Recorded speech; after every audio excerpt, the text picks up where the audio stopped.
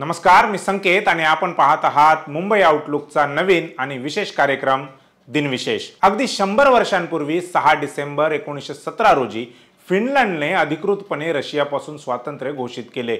स्वातंत्र्याच्या घोषणेवर 4 डिसेंबर रोजी सिनेटने स्वाक्षरी केली आणि 2 दिवसांनंतर फिनिश संसदेने ती स्वीकारली होती। मार्च 1917 मध्ये रशियन झारच्या त्यागानंतर स्वातंत्र्याच्या दिशेने कार्य सुरू झाले। जानेवारी 1918च्या सुरुवातीस रशियाने अधिकृतपणे फिनलंडला स्वतंत्र प्रजासत्ताक म्हणून मान्यता दिली।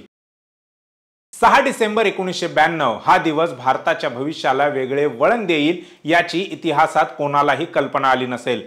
याच दिवशी अयोध्येत लक्षवधी कारसेवकांनी बाबरी मशिदीचा ढाचा पाडला होता। सकाळी साधारण 10:30च्या सुमारास भाजपचे ज्येष्ठ नेते व विश्व हिंदू परिषदेच्या नेत्यांनी अयोध्येतील वादग्रस्त जागेत पूजा केली। यात लालकृष्ण अडवाणी, मुरली मनोहर जोशी यांच्यासह अनेक संत महंत उपस्थित होते। त्यांच्या पाठीमागे सुमारे 1.5 लाख कारसेवक उपस्थित होते। साधारण 1:15च्या सुमारास कारसेवकांनी मशिदीचा ढाचा खाली पाडला। प्रसार माध्यमातून त्यावेळी पुढे आलेल्या माहितीनुसार हे कारसेवक कुदळ, फावडे, टिकाव, हातोडे, घन, रॉड असे इमारत पाडण्यासाठी लागणारी सर्व साधने सोबत घेऊनच आले होते। बाबरी पाडल्याची बातमी वाऱ्यासारखी पसरली, ज्यामुळे अयोध्येतील सामाजिक वातावरण बिघडले। उत्तर प्रदेशमध्येही मोठा वाद निर्माण झाला। काही ठिकाणी दंगली उसळल्या। तेव्हापासून मंदिराचा हा मुद्दा अद्याप चर्चेचा विषय राहिलेला आहे।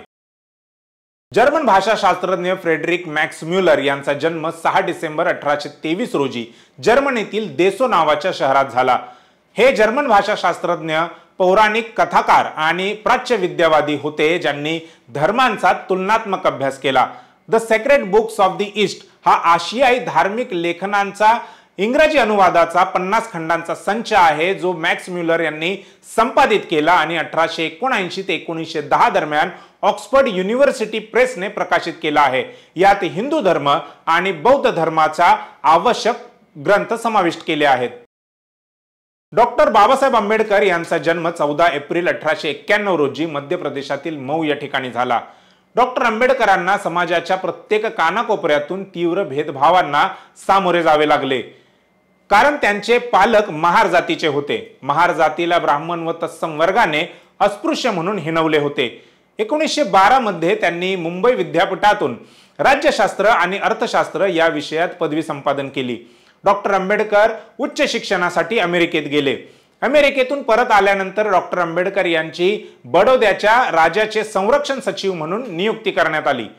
बडोद्यातही त्यांना अस्पृश्य म्हणून अपमानाला सामोरे जावे लागले। पुढील शिक्षण सुरू ठेवण्यासाठी 1920 मध्ये ते स्वखर्चाने इंग्लंडला गेले।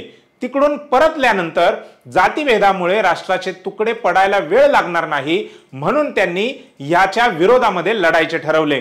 भारतातल्या शोषित आणि पीडित वर्गाचे संरक्षक म्हणून ओळखले जाणारे महान नेते आणि भारतीय राज्यघटनेचे शिल्पकार डॉक्टर बाबासाहेब आंबेडकर यांचं निधन 6 डिसेंबर 1956 रोजी झाले।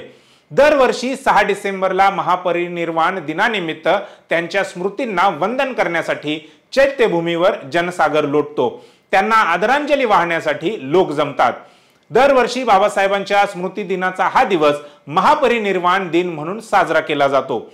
त्यांनी भारताच्या संविधानाचा मसुदा तयार केला आणि ते देशाचे पहिले कायदा व न्याय मंत्री बनले।